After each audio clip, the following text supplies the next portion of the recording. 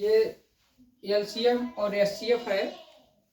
जैसे दिया है दो संख्याओं का अनुपात 2:3 तथा उनका मस 8 है, तो लस कितना होगा। आपको जरूरत नहीं है कलम रख के सोचिए, केवल सोच कर गुणा कर दीजिए। केवल गुणा आपको आता हो तो आप तुरंत आंसर बताइए। जैसे अनुपात दिया, चाहे जितना अनुपात हो, बस अनुपात का अनुपात में गुणा करिए। 2/6, फिर सीधा ले जाकर हम मस में गुणा कर देते हैं। तो 2/6, 6×8 = 48, जो आपका आंसर हो गया। अनुपात जो भी जितने दिए हों, अर्थात 2×3×8, इसका यही आपका हो जाएगा लस है। ये आंसर हुआ 2/6, 6×8 = 48। अब नेक्स्ट देखते हैं दूसरा सवाल, एकदम कलम उठाने की जरूरत है। दो संख्याओं का अनुपात 3:4 है, उनका मस 60 है, तो पहली संख्या तथा दूसरी संख्या बताइए। केवल इनका गुणा करिए, गुणा करने के पश्चात इसमें भाग दे दीजिए। केवल इसका इसमें गुणा करिए, गुणा कर कर इसमें भाग दे दीजिए, तो आपका हो जाएगा 3×4 = 12। तो 3×4 करेंगे तो आपका 12 आएगा। 12 का लसम भाग दे दीजिए, 60/12, 12×5 = 60, 5 आया। तो पहली संख्या आपकी हो जाएगी, पहली संख्या आपकी हो जाएगी, पहली संख्या। अब 5 का 3 गुणा करें, 5×3 = 15, और दूसरी संख्या आपकी हो जाएगी, दूसरी संख्या बराबर 5×4 = 20, जो आपका आंसर निकल कर आया ये। अगला क्वेश्चन देखते हैं।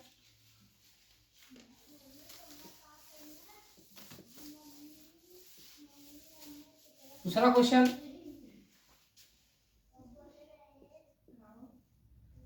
2/15, 4/12, 8/20 पूछ दिया जाए इनका मस कितना होगा। क्या पूछे कि भिन्नों का मस कितना होगा। तो हम क्या करते हैं, इनका अंश का जो अंश है, इनका हम मस लेते हैं। अंशों का मस महत्तम समापवर्तक बटे हर का लस है लघुत्तम समापवर्तक। जो हमारा आता है भिन्नों का महत्तम समापवर्तक।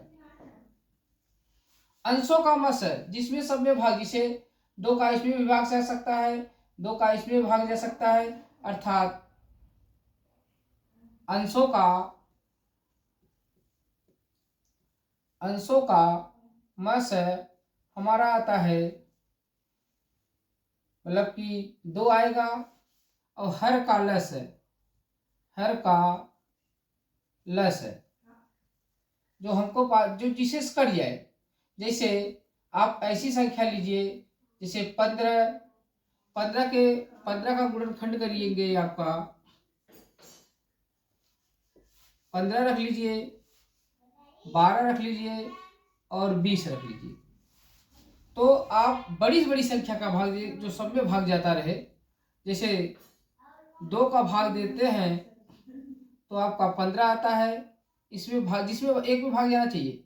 2×6 = 12, 2×10 = 20, फिर 2 का भाग दीजिए, फिर 15 रख लीजिए, 2×3 = 6, 2×5 = 10, फिर 3 का भाग दीजिए, 3×5 = 15, 3×1 = 3, फिर 5, फिर 5 का भाग देंगे, 1, 1, 1, 2×2 = 4, 3 × 12, 5 × 60, जो आपका लस 60 आया। तो आपका भिन्नों का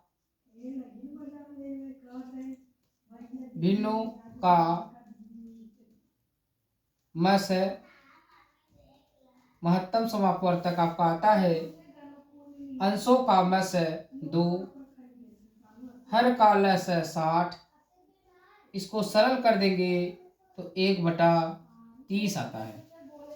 अगर इसी के विपरीत पूछता कि इनका लसक कितना है। अगला सवाल चलते हैं। 8/15, 12/25, 24/30। अगर ये पूछता है कि इनका लसक कितना होगा, तो हम भिन्न का लघुत्तम समापवर्तक बराबर अंशों का लस बटे हर का मस। जैसे 8, 12, 24 का लस। देखिए ऐसा खंड हो, जैसे यह निकाल लेते हैं। 8 का निकालेंगे 2 गुणे 2 गुणे 2। 12 का निकालेंगे 2 गुणे 2 गुणे 3। 24 का निकालेंगे 2 गुणे 2 गुणे 2 गुणे 3। हम लस जब निकालते हैं तो इसमें देखते हैं कौन सबसे, इसमें 2, इसमें 3 12 है, इसमें 2 2 12 है, इसमें 2 3 12 है। तो लस निकालेंगे जो अधिक बार आया रहेगा, अर्थात इसमें 3 बार आया है, तीनों लिख लेते हैं। 2 गुणे 2 गुणे 2, और 3 भी आया है, 3 रख दीजिए। 2 दूनी 4, 3 आए 12 है, 12 2 दूनी 4, 2 दूनी 4 दूनी 8 त्रिक 24 आपका आ गया। जो 8 में सब में भाग दे देंगे, एक कट जाएगा। अब हम लेते हैं 15, 25, 30 का मस, महत्तम समापवर्तक। अर्थात 15 का खंड होगा 3 गुणे 5, 1 गुणे 3 गुणे 5। 25 का होगा 1 गुणे 5 गुणे 5। 30 का होगा 1 गुणे 2 गुणे 3 गुणे 5। कौन सी संख्या सब में पाई जा रही है? तो सब में 5 पाया जा रहा है, तो मस हमारा कितना हुआ? 5 हुआ। तब इसका लस है, देखिए 8, 12 और 24 का लघुत्तम समापवर्तक हमारा 24 आया, और 15, 25 और 30 का महत्तम समापवर्तक हमारा 5 आया। तो इनका लघुत्तम समापवर्तक आपका आ गया अंशों का लस। अंशों का लस हमने कितना निकाला? 24। हमने 24 रख लिया। इनका हमने मस निकाला, कितना आया? 5 आया। यही हमारा आंसर हुआ। आगे देखते हैं।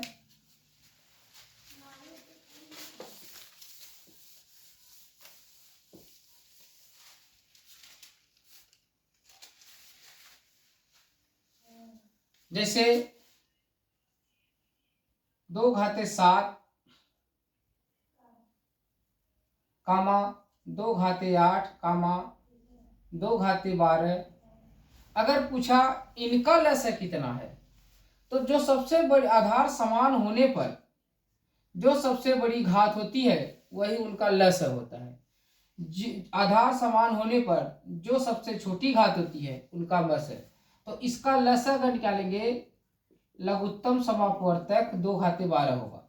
अगर महत्तम समापवर्तक पूछते हैं तो हमारा 2 घाते 7 होगा। नेक्स्ट एग्जाम्पल है जैसे 2 घाते 3 गुणे 3 घाते 7 कामा 2 घाते 5 3 घाते 8 कामा 2 घाते 7 3 घाते 9। पूछा जाएगा इनका लस कितना होगा। ये इसमें एक में है, ये एक में है, ये एक में है। अब इसमें पूछा जाएगा इसका लस क्या होगा। अगर पूछ लिया जाए, कंपटीशन में अक्सर पूछता है। तो 2 का आधार देखिए, 2 का आधार 3 है, 2 का आधार 5 है, 2 का आधार 7 है। तो आपको आधार समान होने पर घात सबसे बड़ी लेनी चाहिए। इसमें घात 3 है, इसमें घात 5 है, इसमें घात 7 है, तो 2 घाते 7 पहले आप ले लीजिए, 2 घाते 7। अब आधार 3 का देखिए, इसमें 3 घाते 7 है, 3 घाते 8 है, 3 घाते 9 है, तो यहाँ 3 घाते 9 कर दीजिएगा। यही हमारा आंसर हुआ, इसका लसर हुआ। अगर पूछता कि मस कितना है, मस कितना, मस मतलब मिनिमम, मिनिमम कम, कम कौन सा है? 2 आधार 3 है, 2 का घात 5 है, 2 का घात 7 है, सबसे कम क्या है? 2 घाते 3 है, तो आप 2 घाते 3 रखिए। फिर 3 में देखिए सबसे कौन सा घात कम है? 3 यहाँ है, यहाँ 3 है, यहाँ भी 3 है, 3 घाते 7 है, 3 घाते 8 है, 3 घाते 9 है, तो आप 3 घाते यही रखिए, गुणे 3 घाते 7। ये हमारा क्या हो गया? मस है।